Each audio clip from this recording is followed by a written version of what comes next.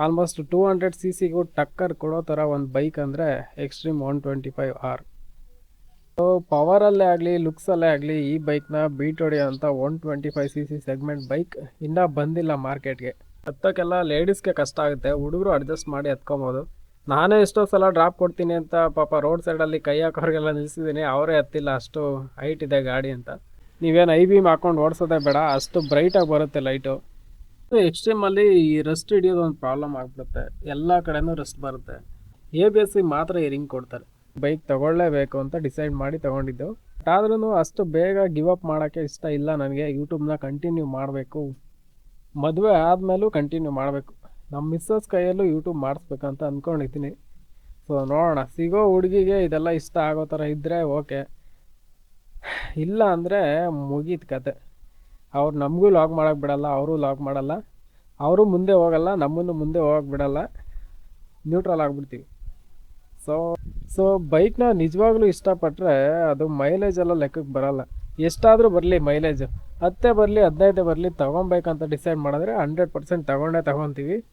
So ನಾನು ಅದೇ ಥರನೇ ಚೂಸ್ ಮಾಡಿದ್ದು. 125 ಸಿ ಸಿ ಸೆಗ್ಮೆಂಟಲ್ಲಿ ಇವಾಗ ಹೋಂಡಾ CB 125 ಅಂತ ಒಂದು ಬೈಕ್ ಬಂದಿದೆ. ಆ ಬೈಕ್ನ ಈ ಬೈಕ್ಗೆ ಕಂಪೇರ್ ಮಾಡಿದ್ರೆ ಅದು ಒಂದು over all look okay, but ಈ ಬೈಕ್ನ ಮೀರಿಸೋ ರೇಂಜಿಗೆ ಏನಿಲ್ಲ ಅದು. ಸೊ ನೀವು ಇವಾಗ ಏನು ನೋಡ್ತಾ ಇದ್ದೀರಾ, ಇದು ತುಂಬ ಹುಡುಗರಿಗೆ ಕನಸು. 2026ರಲ್ಲಿ ಮತ್ತು 25ರಲ್ಲಿ ಈ ಬೈಕ್ ಲಾಂಚ್ ಆಗಿ ಸುಮಾರು ವರ್ಷ ಏನಾಗಿಲ್ಲ, ಒಂದು ಅರೌಂಡ್ 3 ವರ್ಷ ಏನೋ ಆಗಿರ್ಬೋದು ಅನಿಸುತ್ತೆ. ಸೊ 125 ಸಿ ಸಿ ಸೆಗ್ಮೆಂಟಲ್ಲಿ ಮೋಸ್ಟ್ ಪವರ್ಫುಲ್ ಮತ್ತು ಸ್ಟೈಲಿಶ್ ಲುಕ್ ಹೊಂದಿರೋ ಬೈಕ್ ಅಂದರೆ ಅದು ಇದು ಮಾತ್ರ. ನಾನು ಈ ಬೈಕ್ನ ತೊಗೊಂಡು 2 ವರ್ಷ ಆಗಿದೆ. ಸೊ 2 ವರ್ಷದಲ್ಲಿ ಯಾವುದೆಲ್ಲ ಪ್ಲಸ್ ಪಾಯಿಂಟ್ ಅನ್ನಿಸ್ತು ಮತ್ತು ಯಾವುದೆಲ್ಲ ಇಷ್ಟ ಆಗಲಿಲ್ಲ ಈ ಬೈಕಲ್ಲಿ, ಅದನ್ನು ನಿಮಗೆ ಈ ವಿಡಿಯೋದಲ್ಲಿ ತಿಳಿಸ್ತೀನಿ. ಸೊ ವಿಡಿಯೋನ ಕೊನೆವರೆಗೂ ನೋಡಿ.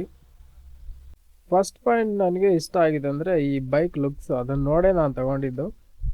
ಮೈಲೇಜ್ ಬಗ್ಗೆ ಎಲ್ಲ ನಾನು ವಿಚಾರಿಸ್ತಾ ಇಲ್ಲ, ಎಷ್ಟಾದರೂ ಬರಲಿ ಪರವಾಗಿಲ್ಲ, ನಾನು ಫೈನಲಿ ಈ ಬೈಕ್ ತೊಗೊಳ್ಳೇಬೇಕು ಅಂತ ಡಿಸೈಡ್ ಮಾಡಿ ತೊಗೊಂಡಿದ್ದು. ಸೊ ಪವರಲ್ಲೇ ಆಗಲಿ ಲುಕ್ಸಲ್ಲೇ ಆಗಲಿ ಈ ಬೈಕ್ನ ಬೀಟ್ ಹೊಡೆಯೋಂಥ 125 ಸಿ ಸಿ ಸೆಗ್ಮೆಂಟ್ ಬೈಕ್ ಇನ್ನೂ ಬಂದಿಲ್ಲ ಮಾರ್ಕೆಟ್ಗೆ. ನಿಮಗೆ ಈ ವ್ಯೂ ನೋಡಿದ್ರೇ ಅನಿಸುತ್ತೆ ಇದು 125 ಸಿ ಸಿ ಸೆಗ್ಮೆಂಟ್ ಬೈಕ್ ಇದು ಅಂತ. ಸೊ ಇದು ಸೂಪರ್ ಬೈಕ್ ಥರನೇ ಕಾಣಿಸುತ್ತೆ ನೋಡೋಕ್ಕೆ. ನನಗಿದೊಂದು ಲುಕ್ಕು ತುಂಬ ಇಷ್ಟ ಆಯಿತು. ಬೈಕಲ್ಲಿ ಡಿಜಿಟಲ್ ಕನ್ಸೋಲ್ ನೋಡಬೇಕಂದ್ರೆ ಇದು ಬಿಸಿಲಲ್ಲಿ ಸುಮಾರಾಗಿ ಕಾಣಿಸಲ್ಲ, ಸೊ ಅಡ್ಜಸ್ಟ್ ಮಾಡ್ಕೊಬೇಕಷ್ಟೆ ನಾವೇ.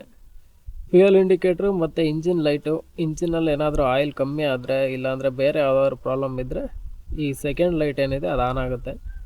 ಸೊ ಇನ್ನೊಂದು ಸೈಡ್ ಇಂಡಿಕೇಟ್ರು, ಅಂದರೆ ಸೈಡ್ ಸ್ಟ್ಯಾಂಡ್ ಇದೆಯಲ್ಲ, ಅದು ಸೈಡ್ ಸ್ಟ್ಯಾಂಡ್ ಇದ್ದರೆ ಸ್ಟಾರ್ಟೇ ಆಗೋಲ್ಲ ಗಾಡಿ, ನ್ಯೂಟ್ರಲ್ಲಿದ್ದರೆ ಮಾತ್ರ ಸ್ಟಾರ್ಟ್ ಆಗುತ್ತೆ ಅಷ್ಟೇ. ಲಾಸ್ಟು ABS ಬ್ಲಿಂಕ್ ಆಗ್ತಾಯಿದೆ.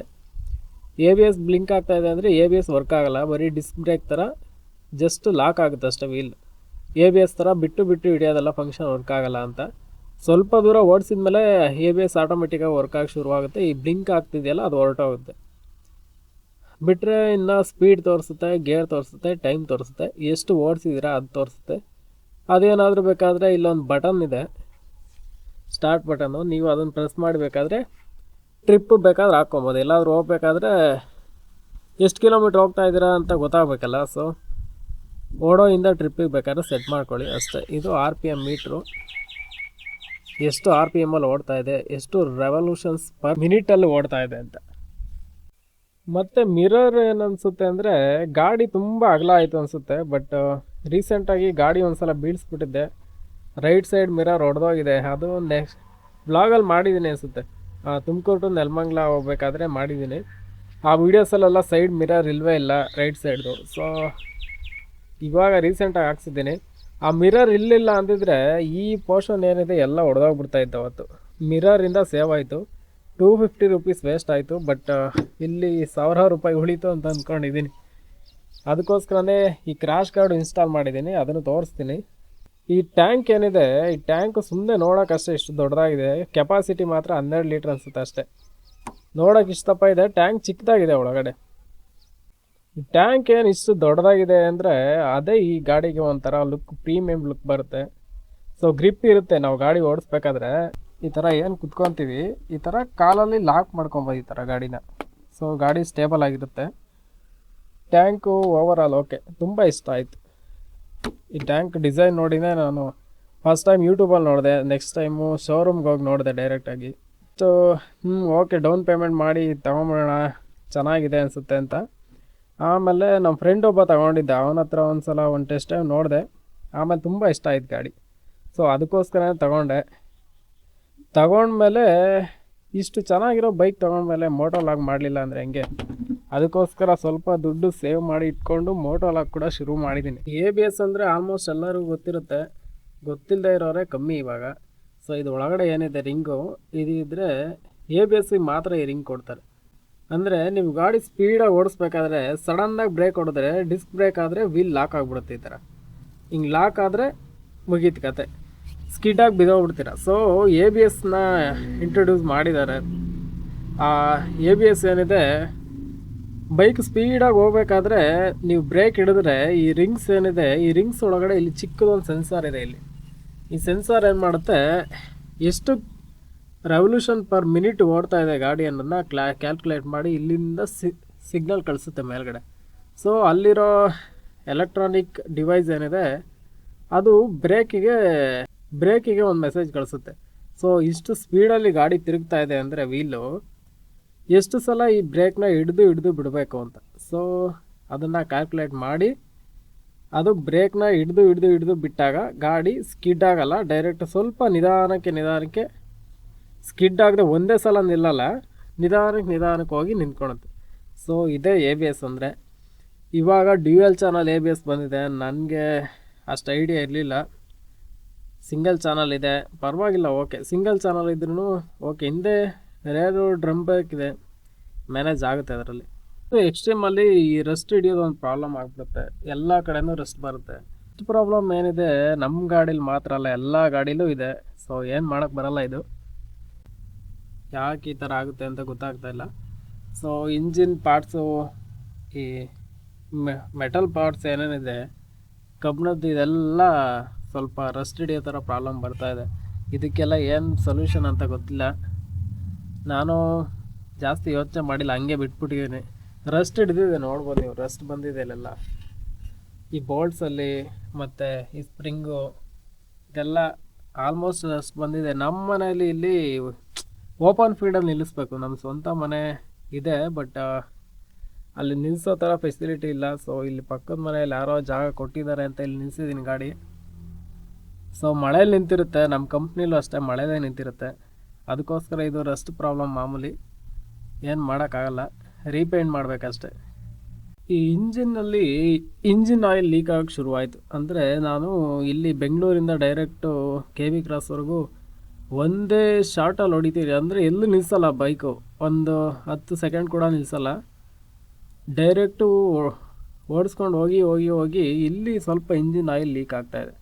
ಯಾಕಂದರೆ ಇಲ್ಲೊಂದು ಕ್ಯಾಪ್ ಇದೆ, ಓರಿಂಗ್ ಕ್ಯಾಪ್ ರಬ್ಬರ್ದು, ಇದು ಒಂದನ್ನು ಚೇಂಜ್ ಮಾಡಿಸ್ಬೇಕು. ಇಲ್ಲಿ ಲೋಕಲ್ ಮೆಕ್ಯಾನಿಕ್ ಕೇಳಿದ್ರೆ ಇವರೇನಂತಾರೆ, ಇಲ್ಲೆಲ್ಲ ಆಗಲ್ಲಪ್ಪ, ಶೋರೂಮಲ್ಲೇ ಮಾಡಿಸ್ಬಿಡಿ, ನಾವು ಬಿಚ್ಚಿ ಏನಾದರೂ ಆದರೆ ವಾರಂಟಿ ಹೋಗ್ಬಿಡುತ್ತೆ ಅಂತ ಅವ್ರು ಹೆದರ್ಕೊಂತಾರೆ, ಹಾಕಲ್ಲ. ಸೊ ಶೋರೂಮಲ್ಲೇ ಒಂದು ಸಲ ಮಾಡಿಸ್ಬೇಕಷ್ಟೆ. ಇದೊಂದು ಕ್ಯಾಪ್ ಚೇಂಜ್ ಮಾಡಿಸಿದ್ರೆ ಇದು ಎಲ್ಲ ಎಕ್ಸ್ಟ್ರೀಮ್ ಬೈಕಲ್ಲೂ ಬರ್ತಾಯಿದೆ ಈ ಥರ ಪ್ರಾಬ್ಲಮ್ಮು. ಬಟ್ ಏನು ಪ್ರಾಬ್ಲಮ್ ಇಲ್ಲ, ಶೋರೂಮಲ್ಲಿ ಬಿಟ್ಟರೆ ಅದೊಂದು ಕ್ಯಾಪ್ ಹಾಕ್ಕೊಡ್ತಾರೆ, ಇಲ್ಲ ಲೋಕಲ್ ಮೆಕ್ಯಾನಿಕ್ ಹತ್ರನೇ ಹೇಳಿ ಹಾಕ್ಸಿದ್ರೆ ಓಕೆ. ಎಲ್ಲ ಎಕ್ಸ್ಟ್ರೀಮಲ್ಲೂ ಇದೆ, ನಮ್ಮ ಗಾಡೀಲಿ ಅಂತಲ್ಲ, ಎಲ್ಲ ಕಡೆನೂ ಇದೇ ಪ್ರಾಬ್ಲಮ್ ಇದೆ. ಮನೆಯಲ್ಲಿ ಏನಾದರೂ ಲೇಡೀಸ್ ಇದ್ದರೆ, ಅಂದರೆ ಅವರೇಜ್ ಹುಡುಗಿರಿದ್ದರೆ ಓಕೆ, ಪರವಾಗಿಲ್ಲ, ಒಂದು 30 ಒಳಗಡೆ ಇದ್ದರೆ ಏಜ್ ಓಕೆ, ಅವರು ಸ್ವಲ್ಪ ಸ್ಟ್ರೆಂತ್ ಆಗಿರ್ತಾರೆ, ಹತ್ಕೊತಾರೆ ಗಾಡಿ. ಬಟ್ ಯಾರಾದ್ರು 30 ಎಬೋವ್ ಇದ್ದರೆ ಸ್ವಲ್ಪ ಆಗಲ್ಲ ಹತ್ತೋಕ್ಕೆ, ಅಷ್ಟೊಂದು ಸ್ಟ್ರೆಂತ್ ಇಲ್ಲ ಅವರು ಅಂದರೆ ತುಂಬ ಕಷ್ಟ ಇದೆ ಗಾಡಿ. ಈ ಹಿಂದೆ ಸೀಟ್ ಏನಿದೆ ತುಂಬ ಹೈಟ್ ಇದೆ ಗಾಡಿ, ಹೆವಿ ಹೈಟ್ ಅನಿಸುತ್ತೆ. ಗಾಡಿ ಸೆಂಟ್ರ್ ಸ್ಟ್ಯಾಂಡ್ ಹಾಕಿದ್ರೆ ಮಾತ್ರ ಇನ್ನೂ ಹೆವಿ ಹೈಟ್ ಅನಿಸುತ್ತೆ. ಹಾಕಿ ತೋರಿಸ್ತೀನಿ ನೋಡಿ, ಬೇಕಾದರೆ ನೀವೇ ನೋಡ್ಬೋದು ಹೈಟ್ ಎಷ್ಟಿದೆ ಅಂತ. ಸೊ ಹತ್ತೋಕ್ಕೆಲ್ಲ ಲೇಡೀಸ್ಗೆ ಕಷ್ಟ ಆಗುತ್ತೆ, ಹುಡುಗರು ಅಡ್ಜಸ್ಟ್ ಮಾಡಿ ಹತ್ಕೊಬೋದು. ನಾನೇ ಎಷ್ಟೋ ಸಲ ಡ್ರಾಪ್ ಕೊಡ್ತೀನಿ ಅಂತ ಪಾಪ ರೋಡ್ ಸೈಡಲ್ಲಿ ಕೈ ಹಾಕೋರಿಗೆಲ್ಲ ನಿಲ್ಲಿಸಿದ್ದೀನಿ, ಅವರೇ ಹತ್ತಿಲ್ಲ, ಅಷ್ಟು ಹೈಟ್ ಇದೆ ಗಾಡಿ ಅಂತ. ಸೊ ಮನೇಲಿ ಯಾರಾದರೂ ಲೇಡೀಸು, ಅಮ್ಮ ಅಜ್ಜಿ ಆ ಥರ ಯಾರಾದರೂ ಇದ್ದರೆ ಈ ಬೈಕ್ನ ಅವಾಯ್ಡ್ ಮಾಡಿಬಿಡಿ. ಸಿಂಗಲ್ ಸೀಟ್ ಇದೆ, ಸಿಂಗಲ್ ಸೀಟ್ ಇದ್ರೂ ಏನು ಯೂಸ್ ಇಲ್ಲ, ಅದು ಇಷ್ಟೇ, ಇದಕ್ಕಿಂತ ಹೈಟ್ ಏನು ಬರೋಲ್ಲ, ಸೇಮ್ ಹೈಟೇ, ಕಮ್ಮಿ ಏನು ಬರೋಲ್ಲ, ಹೈಟ್ ಕಮ್ಮಿ ಮಾಡ್ಸೋಕ್ಕಾಗಲ್ಲ. ಇಲ್ಲಿ ಶಾಕ್ ಅಬ್ಸರಲ್ಲಿ ಸ್ವಲ್ಪ ಚೇಂಜಸ್ ಮಾಡಿದ್ರೆ ಆಗ್ಬೋದೇನೋ ಗೊತ್ತಿಲ್ಲ. ಶಾಕ್ ಅಬ್ಸರಲ್ಲಿ ಹೈಟು ಇನ್ನೂ ಜಾಸ್ತಿ ಮಾಡೋಕ್ಕೆ ಆಪ್ಷನ್ ಇರೋ ಥರ ಕಾಣುತ್ತೆ. ಕಮ್ಮಿ ಮಾಡೋಕ್ಕೆ ಏನು ಆಪ್ಷನ್ ಇಲ್ಲ ಅನಿಸುತ್ತೆ. ಸೊ ಹುಡ್ಕೊಂಡು ತಗೊಳ್ಳಿ ಅಷ್ಟೆ. ಹುಡುಗರಿಗೆ ಓಕೆ, ಸಿಂಗಲ್ ಆಗಿ ಸೋಲೋ ರೈಡರ್ಸು ಮತ್ತು ಫ್ರೆಂಡ್ಸ್ ಜೊತೆ ಓಡಾಡೋಕ್ಕೆಲ್ಲ ಓಕೆ. ಬಟ್ ಮನೇಲಿ ಓಲ್ಡ್ ಏಜ್ ಆದರೆ ಯಾರಾದರೂ ಇದ್ದರೆ ಈ ಬೈಕ್ನ ಅವಾಯ್ಡ್ ಮಾಡಿ. ನಿಮ್ಮ ಚಾಯ್ಸ್ ಅದು, ನೀವು ತೊಗೊಳ್ತೀರಾ ತೊಗೊಳಲ್ವ ಅದು ನಿಮ್ಮ ಡಿಪೆಂಡು. ಬೈಕ್ ಸ್ಪೀಡ್ ಬಗ್ಗೆ ಮಾತಾಡಬೇಕು ಅಂದರೆ ಕೆಲವರೆಲ್ಲ 128ವರೆಗೂ ಓಡಿಸಿದ್ದಾರೆ, 125, 119, 118. ನಾನು ಮ್ಯಾಕ್ಸಿಮಮ್ಮು 110 ಓಡಿಸಿದ್ದೀನಿ. ಅದು ನೈಸ್ ರೋಡಲ್ಲಿ ಓಡಿಸಿದ್ದೆ. ಅದನ್ನು ವೀಡಿಯೋ ಹಾಕಿದ್ದೀನಿ, ಬೇಕಾದ್ರೆ ನನ್ನ ಚಾನಲ್ ಚೆಕ್ಔಟ್ ಮಾಡಿ, ವೀಡಿಯೋ ಇದೆ. ಬಿಟ್ಟರೆ ನನಗೆ ಈ ಬೀಸ್ಟ್ ಅಂತೂ ಹೆವಿ ಇಷ್ಟ ಆಗೋಯ್ತು. ಲೈಟ್ಸ್ ಮಾತ್ರ ಸಖತ್ತಾಗಿ ಬರುತ್ತೆ ನೈಟಲ್ಲಿ. ಎನಿ ಟೈಮ್ DRL ಲೈಟ್ ಇರುತ್ತಲ್ಲ, ಅದೇ ಲೈಟೇ ಸಾಕು ಆಲ್ಮೋಸ್ಟು. ನೀವೇನು ಐ ಬೀಮ್ ಹಾಕ್ಕೊಂಡು ಓಡಿಸೋದೇ ಬೇಡ, ಅಷ್ಟು ಬ್ರೈಟಾಗಿ ಬರುತ್ತೆ ಲೈಟು. ಅದು ಸ್ವಲ್ಪ ಲಾಗ್ಸ್ ಜಾಸ್ತಿ ಮಾಡ್ಬೇಕು ಅಂದ್ಕೊಂಡಿದ್ದೇನೆ. 4000 ವಾಚ್ ಅವರ್ ಆಗ್ತಾನೆ ಇಲ್ಲ, ಅದು ಆಲ್ಮೋಸ್ಟ್ ಡೆಡ್ ಆಗಿ ಹೋಗ್ಬಿಟ್ಟಿದೆ. 16 ಅವರ್ ಆಗಿದೆ ಅಷ್ಟೇ. ಅದು ಎಷ್ಟು 30 ವೀಡಿಯೋಸ್ ಹಾಕಿ ಬರೀ 16 ಅವರ್ ಅಂದರೆ ಅಲ್ಲಿಗೆ ಒಂದು 2500 ವೀಡಿಯೋ ಹಾಕಬೇಕಾಗುತ್ತೆ ಆಲ್ಮೋಸ್ಟ್ 4000 ಅವರ್ ರೀಚ್ ಆಗಬೇಕು ಅಂತ. ಬಟ್ ಏನಿಲ್ಲ, 5 ಮಿನಿಟ್ದು ಒಂದು ವೀಡಿಯೋ 47K ವ್ಯೂಸ್ ಬಂದರೆ ಆಲ್ಮೋಸ್ಟ್ ಆಗೋಗುತ್ತೆ 4000 ಅವರ್. ಬಟ್ ಜನನ ಅಷ್ಟು ಹಿಡಿದು ನಿಲ್ಲಿಸೋದು ತುಂಬ ಕಷ್ಟ ಆಗ್ತಾಯಿದೆ ಇವಾಗಿನ ಜನ್ರೇಷನಲ್ಲಿ. ಜನ ಇನ್ಸ್ಟಾಗ್ರಾಮ್ ರೀಲ್ಸ್ ಇರೋದು 10 ಸೆಕೆಂಡ್ ಆದರೆ ಅದರಲ್ಲಿ ನೋಡ್ತಾ ಇರೋದೇ 2 ಸೆಕೆಂಡ್ ಅಷ್ಟೇ. ಜನ 2 ಸೆಕೆಂಡ್ ರೀಲ್ಸ್ನ ಕಂಪ್ಲೀಟಾಗಿ ನೋಡ್ತಾ ಇಲ್ಲ ಅಂದಮೇಲೆ ನಾವು ಇಷ್ಟು ದೊಡ್ಡ ಲಾಂಗ್ ಫಾರ್ಮೇಟ್ ಒಂದು ಬೈಕ್ ರಿವ್ಯೂ ಮಾಡ್ತೀವಿ ಅಂದರೆ ಜನ ನೋಡ್ತಾರ ಅನ್ನೋದು ತುಂಬ ಕಷ್ಟ. ಇದಿಷ್ಟು ಎಕ್ಸ್ಟ್ರೀಮ್ 125R. ನಾನು 2 ವರ್ಷ ತಗೊಂಡು ಓಡಿಸಿರೋದ್ರ ಅನುಭವದ ಮೇಲೆ ಹೇಳಿದ್ದೆಲ್ಲ ಅಷ್ಟೇ. ಈ ಬೈಕಲ್ಲಿ ಇಷ್ಟ ಆಗೋದೇ ಜಾಸ್ತಿ ಇದೆ. ಇಷ್ಟ ಆಗದೆ ಇರೋದು ಅಂದರೆ ಹೇಳಿದ್ನಲ್ಲ, ರೆಸ್ಟಿಂಗು ಮತ್ತು ಇಂಜಿನ್ ಆಯಿಲ್ ಲೀಕು ಮತ್ತು ಸೀಟ್ ಹೈಟು. ಇದಿಷ್ಟ, ಇನ್ನೇನು ಪ್ರಾಬ್ಲಮ್ ಇಲ್ಲ.